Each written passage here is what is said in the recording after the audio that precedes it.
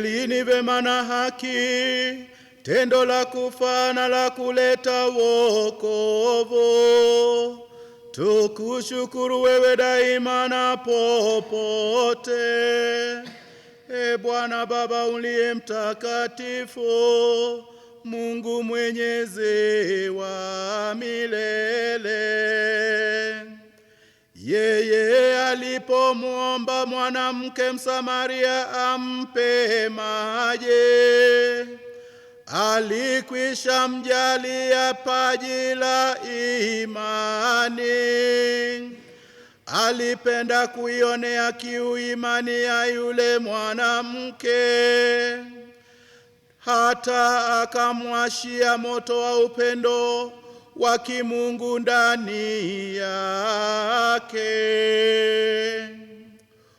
Kwa hiyo nasi tunakushukuru na kutangaza uweza wako pamoja na malaika wote, tukisema bila mwisho: